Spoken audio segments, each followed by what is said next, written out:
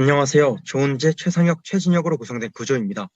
저희 구조는 정치와 법 과목을 선택했고요. 5단원인 사회생활과 법 부분의 형사 절차와 인권 보장이라는 소단원을 배경으로 수업을 설계했습니다.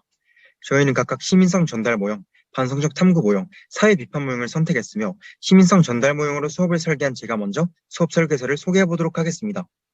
일단 저희 조는 교육청 자료를 많이 찾아봤는데요. 이번 설계서에서는 강원도 교육청에서 제공하는 수업 설계서를 참고해서 제작했습니다. 또한 정치화법 교과서를 활용해 수업을 설계하였으며 교과서 속의 내용을 직접 적용시켜서 수업을 구성했습니다. 우선 학습 목표를 보시면 크게 두 가지를 명시해 두었습니다. 첫 번째 항목은 형사 절차의 흐름이라는 수업의 표면적 목표를 제시했고요. 그리고 두 번째는 전통의 계승 그리고 유해국심 육성이라는 시민성 전달 모형의 특징이 부각될 수 있는 목표를 제시해 보았습니다. 사실 두 번의 피드백에서 모두 수업 목표를 지적받았는데요. 1차 피드백 때에는 두 목표 가운데 첫 항목만 제시하는 상태였는데 시민성 전달 모형만의 특징이 잘 나타나지 않는 것 같다라는 평가를 받았습니다. 그래서 학생들에게 형사 절차의 흐름과 연결시켜 체제의식을 위한 규칙 준수의 필요성을 강조한 두 번째 항목을 추가시키게 됐습니다. 하지만 두 번째 피드백에서 표현이 조금 강하다는 평가를 받게 되어서 최종적으로 지금의 체제 유지를 위한 규칙 준수의 의의를 이해할 수 있다는 목표를 제시하게 됐습니다. 아래로 내려가 보면 도입, 전개, 정리 세 부분으로 나눠서 정리했고 그의 네 가지 활동을 구성해 보았습니다. 도입 부분에서는 지난 단원의 내용을 되짚어보는 시간을 마련했고요. 또한 교과서 속의 생활 속 이야기라는 자료를 활용하여서 노르웨이 교도소의 사례를 소개하여 본격적으로 수업을 시작하기에 앞서서 학생들이 수업에 집중할 수 있는 활동을 마련했습니다. 그 이후에는 단원 목표를 제시하며 본격적으로 수업을 시작하게 됩니다. 전개 부분부터는 교과서 속의 내용을 활용하여서 총 4가지 활동을 구성했습니다.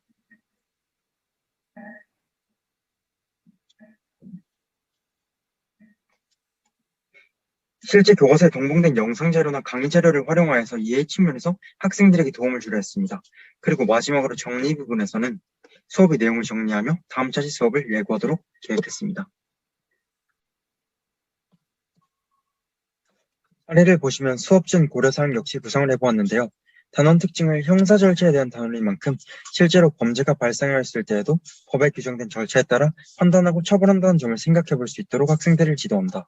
또한 집행유예, 선고유예, 가석방 등을 범죄자의 사회복귀를 위한 자발적 노력을 촉진하는 제도로서 이해하도록 안내한다. 라고 작성했습니다. 이러한 부분들은 수업의 방향성을 제시하는 항목이라고 생각하시면 좋을 것 같습니다. 또한 학습 능력이 중하 수준인 자연계 학생들을 학습 대상자로 설정해 보았고 학생들의 특성을 수업 구성에 적용시켜 수업의 난이도를 조정하였습니다. 마찬가지로 평가 관점과 사전 준비 사항을 고려하여서 수업을 구성했고요. 앞서 소개한 것처럼 노르웨이 교도소 사례를 동기유발 전략으로 삼았으며 발표 스티커라는 개념을 제가 구성한 수업에 도입시켜서 발표 유도 전략으로 정해보았습니다. 마지막으로 준비한 부분은 이때까지 소개한 제가 구상한 수업의 내용을 적용시켜서 실제로 수업 내용을 한번 작성해 보았는데요. 각 활동별로 유의할 점들을 우측에 명시했고요. 앞서 소개한 수업 내용 분석 부분에서는 나타내지 못했던 부분들을 더 자세하게 표현했습니다. 학생들에게 질문을 던지며 사용을 적용을 하고 시민성 전달 모형인 만큼 형사 절차 단원의 내용을 공부하는 과정 속에서 모형의 특징을 전달시킬 수 있는 부분을 활동별로 추가해 보았습니다. 제가 구성한 수업의 특징이 있다면 수업 전체를 관통하는 주제를 소년범죄, 그리고 교칙 등에 맞춰 구성했기 때문에 학생들이 조금 더 수업에 적극적으로 임할 수 있는 효과를 낼 수 있다는 것입니다. 여기까지 시민성 전달 모형으로 설계한 수업을 발표했습니다. 이상입니다. 안녕하세요. 일반사회교육학과 조은재입니다. 수업 설계에 대한 발표를 시작하겠습니다. 앞서 소개되었듯 정치와 법 과목 중 사회생활과 법 단원에서 소주제인 형사 절차와 인권 보장이라는 주제를 선택하였고 이 주제를 반성적 사고 모형에 입각하여 수업을 설계하였습니다. 설계한 수업에서는 교사는 안내자이자 촉진자의 역할이 드러나게 설계하였고 뱅크스의 의사결정 수업 모형에 따라 토론 절차를 설계하였습니다. 저는 이 수업을 통하여 실생활에서 학생들이 접할 수 있는 이슈에 대해 합리적인 의사결정을 할 수 있도록 목표를 잡았습니다. 이 단원 활동에서의 특징은 특별법인 소년법에 대하여 사실과 가치를 구별하여 합리적인 대안을 찾을 수 있도록 학생들에게 교사가 안내자로서 지도를 하는 것이 특징입니다. 그럼 학습 목표부터 설명하겠습니다. 학습 목표에는 교과적으로 다루어야 할 교과적 내용과 제가 이 수업을 통하여 학생들에게 전달하고 싶은 앞서 말한 목표를 담았습니다. 그렇게 만들어진 학습 목표는 형사 절차의 흐름을 이해할 수 있다, 실생활에서 마주할 수 있는 이슈에 대하여 합리적으로 대안을 모색할 수 있다. 성인 범죄와 구별된 소년 범죄에 대하여 생각하여 보고 사회가 그것을 구별한 이유에 대하여 가치를 판단할 수 있다입니다. 실생활의 이슈, 합리적인 대안, 가치 판단이라는 키워드를 사용하여 반성적 사고 모형이 목표에서 드러날 수 있도록 설계하였습니다. 학습 활동의 과정입니다. 도입 부분에서는 전시에 수업하였던 것을 환기시키기 위하여 형사 절차의 흐름을 학생들에게 다시 한번 짚어주었습니다. 여기에서도 교사가 답을 말하는 것이 아닌 학생들이 복습을 할 수 있도록 답을 유도하고 있습니다. 이 수업의 활동의 시작이자 핵심인 소년 범죄 중 학생들이 익숙할 수 있는 부산 여중생 폭행 사건에 관한 뉴스를 시청하게 하고 학생들이 여기에 스스로 이슈에 관한 문제를 제기할 수 있도록 이끌고 있습니다. 다음은 뱅크스의 의사결정 모형 중 두 번째인 사실과 가치 분리의 단계입니다. 문제 제기에서 나왔던 촉법소년법의 연령을 낮춰야 할지 그대로 유지해야 할지에 관하여 의견을 나누고 자신들이 주장하는 의견에 따라 사실과 가치를 분리할 수 있도록 가치와 원칙이 무엇인지 생각하여 봅시다. 사실에 해당하는 내용은 무엇인가요? 가치에 해당하는 내용은 무엇인가요? 라는 질문을 통하여 교사가 흐름을 돕고 있는 모습을 시나리오에서 확인할 수 있습니다. 다음 과정인 사실에 관한 사회탐구와 가치탐구, 즉 가치 명료화의 단계로 객관적인 근거를 스마트폰이나 컴퓨터로 찾아보고 가치에 대해서는 어떠한 가치를 먼저 중시할지 생각해 볼까요? 라는 질문으로 학생들에게 수치 검색과 생각을 요하는 수업 과정을 나타내었습니다. 이러한 과정들을 통하여 의사결정 모형 중 대안 모색과 결과 예측의 단계로 진입하여 학생들의 참여를 이끌고 있습니다. 그것은 시나리오에서 대안은 어떤 것들이 있을지 생각하여 봅시다. 발표한 대안들이 실행된다면 어떠한 이점이 있고 어떠한 문제점이 생길 수 있는지, 어떠한 것을 얻을 수 있고 어떠한 것을 포기해야 하는지 말해볼까요? 라는 질문을 통하여 시나리오에서 확인할 수 있는 모습을 보여드리고 있습니다. 합리적인 의사결정은 뱅크스의 의사결정 모형의 마지막 단계로 여러 조건을 생각하였을 때 어떠한 선택이 합리적 선택일지 교사가 묻고 있는 모습을 이 부분에서 확인하실 수 있습니다. 마지막으로는 교사가 이 수업을 통하여 학생들이 무엇을 배우고 느끼면 좋을지, 어떠한 부분을 더 생각하였으면 좋겠는지의 말들을 남기며 수업을 종료합니다. 여기까지 반성적 사고 모형에 입각한 수업 설계를 발표하였습니다. 감사합니다. 네, 안녕하십니까. 저는 구조, 사회비판 모형에 대해서 발표하게 될 최상혁이라고 합니다. 네, 저는 일단 사회비판 모형에서 중요한 게 무엇인가에 대해서 먼저 생각을 해봤는데요. 이제 세 가지로 나타낼 수 있었습니다.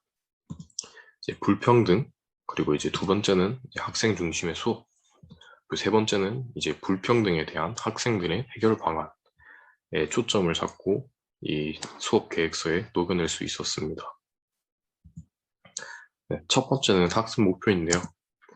저희는 이제 정치와 법 안에 있는 형사 절차와 인권 보장의 단원에 대해서 이제 주제로 잡았습니다. 그리고 학습 목표 첫 번째는 형사 절차에서의 인권 보호 제도에 대해 이해하고 설명할 수 있다. 이제 기초적인 학습 계획서고요. 이제 두 번째로는 이제 사회 비판 모형을 녹여낸 형사 절차에서의 인권 보호 제도와 불평등을 파악하고 이제 해결 방안을 도출할 수 있다. 이를 통해 이제 사회 비판 모형을 나타낼 수 있었습니다. 네, 일단은 이제 도입을 통해서 이제 학생들의 동기를 유발하고 흥미를 익힙니다. 미란다의 원칙을 만들게 한 범죄자 영상을 틀어주며 학생들이 동기를 유발할 수 있게 하고, 그리고 이제 학습 목표를 학생들이 읽게 함으로써 학습 목표를 기억에 남게 이제 수업 계획서에 녹여냈습니다. 네, 전개로는 이제 활동 1, 이제 형사 절차 단계에서 인권 보호 원칙에 대해서 설명해 주는 겁니다. 이 설명을 한 후 이제 미란다의 번칙에 대해서 알려주며 피의자에게도 적용되는 인권이라는 것을 알려줍니다. 그리고 이제 영화 재심을 통해 이제 진술 강요 영상을 보여주며 이 피의자에게도 적용되는 인권 보호 원칙이 무고한 사람에게 적용되지 않는다는 불평등 현상이라는 것을 알려줍니다. 이제 이 학생들이 이 불평등 현상이라는 것을 인지를 하고 이제 학생들이 직접 참여해 법을 위반하고 평등하지 않은 형사 절차를 해결할 수 있는 해결 방안을 도출하도록 합니다. 이를 통해 이제 사회 비판 모형에서 중요한 이제 불평등 현상을 알려주고, 그다음에 학생들이 직접 활동을 함으로써 학생 중심의 수업, 그리고 또한 이제 학생들이 해결 방안을 도출하는 통해서 제가 아까 중요하다고 말했던 세 가지를 모두 만족할 수 있었습니다. 네, 두 번째로는 이제 활동 3을 위한 발판인데요. 저희는 이제 여기서 집중해야 될 게 인권보장제도에서 나오는 보석제도에 집중을 하여야 됩니다. 보석제도란 일정한 보증금 납부를 조건으로 이제 구속을 집행을 정지하고 구금을 해제하여 구속된 피고인을 석방하는 제도입니다. 이 보석제도의 불평등을 알아내기 위해 이제 활동 3을 전개를 하게 됩니다. 처음에는 이제 학생들에게 보석제도가 과연 평등한가라는 질문을 던진 후 이제 보석제도는 불평등하다라는 결론을 내립니다. 과연 왜 불평등한가라는 학생에게 다시 질문을 던집니다. 이제 학생들이 직접 문제점을 나타낼 수 있게 하고, 이제 돈이 없는 사람은 보석금을 납부할 수 없다라는 문제점을 도출할 때까지 학생들이 진행할 수 있게 합니다. 그렇게 한 후 이제 학생들이 직접 참여를 해 불평등을 좀 더 심화적으로 탐색을 합니다. 이 불평등, 이제 보석제도에 대한 돈 있는 사람과 돈 없는 사람들의 차별이라고 나타낼 수 있겠죠. 이 불평등을 이제 학생들이 찾고 이제 보석제도에 대한 이제 해결 방안 또한 대체 법안을 도출할 수 있도록 학생들이 직접 참여를 합니다. 네, 이제 여기서도 이제 보석제도라는 불평등을 나타내고 이제 학생들이 중심으로 이제 수업을 진행한 후 이제 학생들의 해결 방안을 도출할 수 있도록 해서 아까 제가 말한 세 가지도 이제 활동 3에서 만족할 수 있었습니다. 네, 저는 이제 학습지를 만들었는데요. 이제 활동 1과 이제 활동 2, 활동 3에 대해서 이제 학생들이 직접 자신의 생각을 밝히고 또한 당연한 정보 습득까지 할 수 있도록 이제 학습지를 제작하였습니다. 네, 저는 이제 불평등과 이제 학생 중심 수업 그리고 불평등에 대한 학생의 해결 방안을 이제 기반으로 학습 계획서, 즉 수업 계획서를 완성을 하였습니다. 네, 여기까지 저의 발표였습니다. 감사합니다.